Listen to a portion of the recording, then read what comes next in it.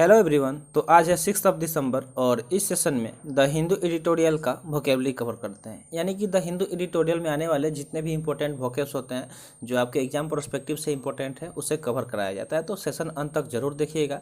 चलिए session start करते हैं। उससे पहले लाइक कर दीजिए और अभी तक चैनल सब्सक्राइब नहीं किए हैं तो जल्दी से चैनल सब्सक्राइब कर लीजिए।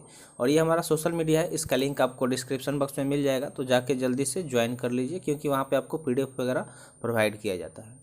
तो आइए देखते हैं आज का इंपॉर्टेंट वर्ड। फर्स्ट वर्ड है इमर्ज।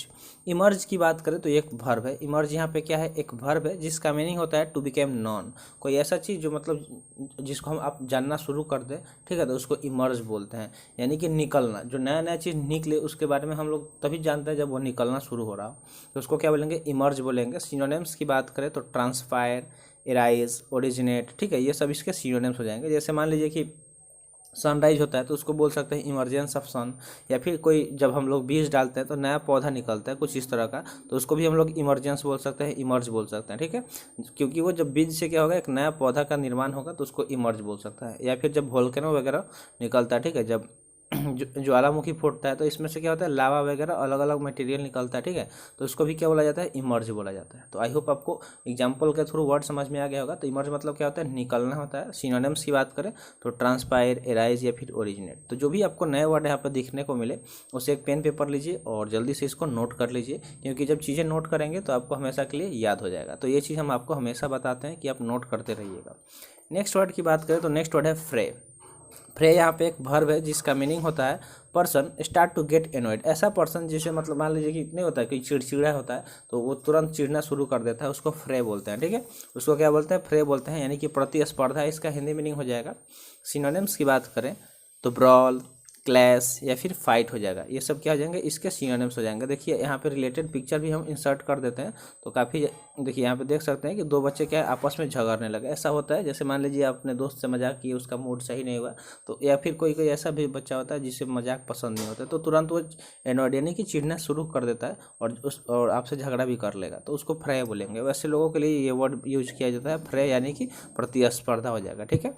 तो समझ गए होंगे। नेक्स्ट वर्ड है ईस्ट वाइल। ईस्ट वाइल की बात करें तो एक एडजेक्टिव है, ठीक है। ये क्या है, एक एडजेक्टिव है जिसका मीनिंग होता है फॉर्मर, यानी कि जो पहले का होता है कोई भी चीज़ उसे फॉर्मर बोलते हैं।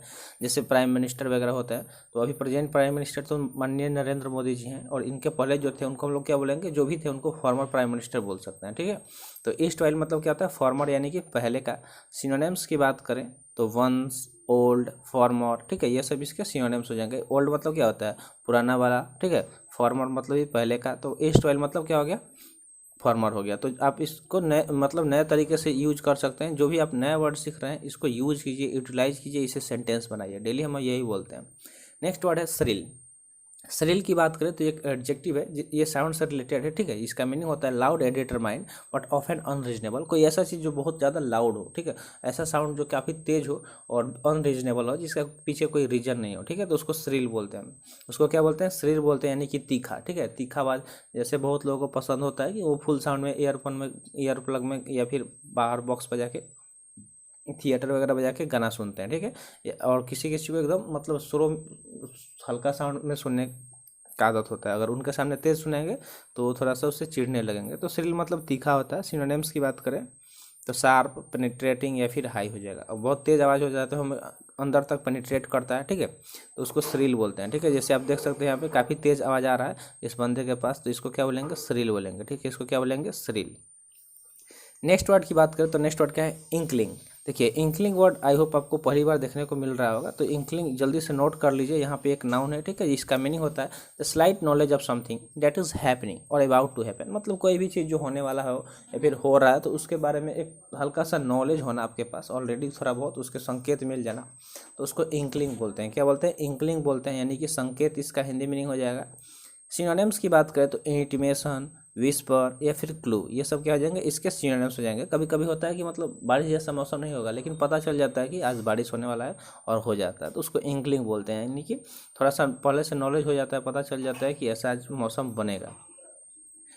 तो समझ गए होंगे। तो बढ़ते हैं, देखिए नेक्स्ट यहाँ पे होमवर्क की बात कर लेते हैं। तो जैसे कि हम डेली बोलते हैं, जो भी वर्ड आप सीख रहे हैं इससे सेंटेंस बनाइए, ठीक है। पहले तो सेशन अंत तक देख लीजिए, फिर पीडीएफ डाउनलोड कीजिए और उस वर्ड के बारे में थोड़ा सा सोचिए, उससे सेंटेंस बनाइए। और जो भी इंपॉर्टेंट सेंटेंस बना रहे हैं, जरूरी नहीं है कि आप पूरा बनाइए, जितना बन पा रहा है बनाइए। धीरे धीरे चीज़ें फिर आप मतलब सुधर जाती है, आपको ज़्यादा बनाने का आदत हो जाएगा। तो आप पहले बनाइए, फिर कमेंट सेक्शन में कमेंट कीजिए। और जो भी देखिए सिंसियर स्टूडेंट है वो काम ये सब करते हैं। तो आप अगर नहीं बना रहे हैं तो कोशिश कीजिए, कोशिश करने से ही होगा। क्योंकि देखिए जब वर्ड के बारे में आप इमेजिन करेंगे, सोचेंगे कि किस सेंटेंस में इसको डालें, इससे कौन सा सेंटेंस बनाए, तो इससे सोचने का क्षमता बढ़ता है। और जब आप सोचने का क्षमता बढ़ेगा तभी तो बात बनेगी, वरना फिर वही। नेक्स्ट वर्ड है अप्रूवल। अप्रूवल की बात करें तो एक नाउन है जिसका मीनिंग होता है the feeling that somebody something is good और एक्सेप्टेबल। मतलब ऐसा चीज़ जिसे लोग क्या करें, एक्सेप्ट करें और लोगों की नज़र में वो अच्छा हो, उसको क्या बोलेंगे, अप्रूवल बोलेंगे, ठीक है। जैसे मान लीजिए कि आपको छुट्टी चाहिए और आपका जो रीजन जो आप दे रहे हैं छुट्टी के लिए टीचर को, वो रीजनेबल होना चाहिए, ठीक है। तो वो टीचर उसको एक्सेप्ट कर लेगा, अदरवाइज आप बहाना बनेंगे तो कभी भी एक्सेप्ट नहीं होगा। तो अप्रूवल मतलब होता है अनुमोदन। सिनोनिम्स की बात करें तो कंसेंट, सैंक्शन, इंडोर्समेंट या फिर कंफर्मेशन। तो किसी भी कोई भी चीज़ जो आप चाहते हैं उससे क्या मिल जाना, अप्रूवल मिल जाना उस, तो उसको क्या बोलते हैं, अनुमोदन बोलते हैं हिंदी में, ठीक है। नेक्स्ट वर्ड है इफिकेसी। इफिकेसी की बात करें तो एक नाउन है। इफिकेसी यहाँ पे क्या है, एक नाउन है जिसका मीनिंग होता है the ability of something to produce the result that are wanted. मतलब आपके अंदर ऐसी योग्यता होना जैसे आप चाहते हैं वैसा रिजल्ट लाना, ठीक है। जैसे मान लीजिए कि आप पहले से ही डिटरमाइंड है कि मेरा 99% आएगा या फिर 90 के अबव आएगा, तो उस तरह से आप तैयारी कर रहे हैं, आपके अंदर वो एबिलिटी है, तभी तो आप उतना सोच पाएंगे। और नहीं तो कुछ बच्चे तो ये सोचते भाई हम तो पास हो जाए वही काफ़ी है मेरे लिए। तो एफिकेसी मतलब क्या होता है, योग्यता बोल सकते हैं, ठीक है, या फिर गुण बोल सकते हैं, ठीक है। सिनोनिम्स की बात करें तो पोटेंसी, इफिकेंसी या फिर स्ट्रेंथ। तो वर्ड इफिकेसी हो गया जिसका मीनिंग क्या होता है कि ऐसी एबिलिटी जो आप चाहते हैं वो प्रोड्यूस करना, वो रिजल्ट आप प्रोड्यूस कर रहे हैं, ठीक है। तो उसको गुण बोलेंगे हिंदी में। नेक्स्ट वर्ड है एग्जिस्टिंग। तो एग्जिस्टिंग की बात करें तो एक एडजेक्टिव है। एग्जिस्टिंग वर्ड आप बहुत बार देखे होंगे, आप सोच रहे होंगे कहाँ। तो जब भी आप इंस्टाग्राम लॉगिन करना चाहते होंगे तो वहाँ पे आता है कि एक मतलब न्यू अकाउंट या फिर एग्जिस्टिंग अकाउंट। तो जब आपके पास ऑलरेडी अकाउंट होता है तो आप उसमें अपना यूजर आईडी पासवर्ड डाल के लॉगिन कर लेते हैं, और नहीं होता है तो आप वहाँ पे नया क्रिएट करते हैं। तो एग्जिस्टिंग मतलब जो पहले से एग्जिस्ट कर रहा है, जो पहले से हो, ठीक है। फाउंड और यूज नाउ, यानी कि कोई चीज़ जो पहले से हो और उसे आप यूज करना चाहते हैं तो उसको एग्जिस्टिंग बोलेंगे। सिनोनिम्स की बात करें तो एग्जिस्टेंस, एक्सटेंट या फिर प्रेजेंट बोल सकते हैं। ये सब क्या हो जाएंगे, इसके सिनोनिम्स हो जाएंगे। तो वर्ड एग्जिस्टिंग हो गया, और एग्जाम्पल के थ्रू तो आप इसका मीनिंग समझ ही गए होंगे।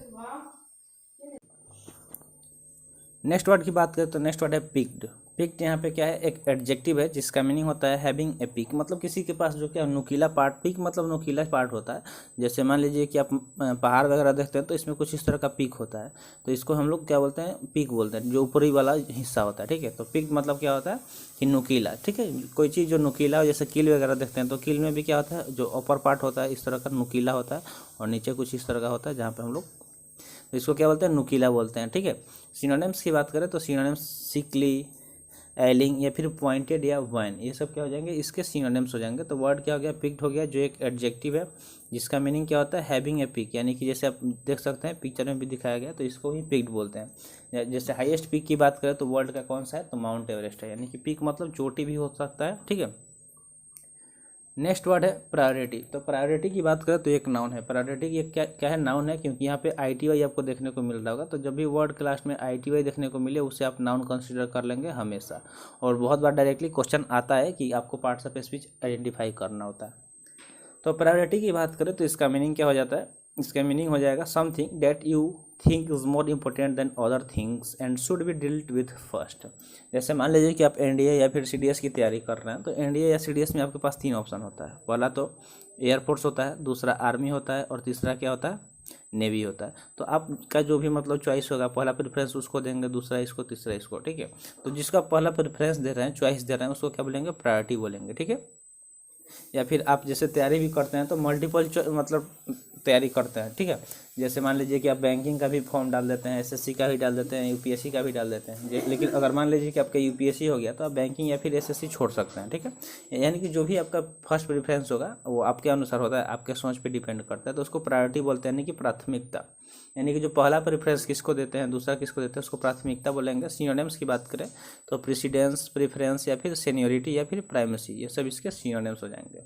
तो आई होप आपको समझ में आ गया होगा। तो आज के लिए इतना ही। सेशन कैसा लगा कमेंट सेशन में ज़रूर बताइएगा। तो मिलते हैं फिर अगले सेशन में। Thanks for watching. जय हिंद।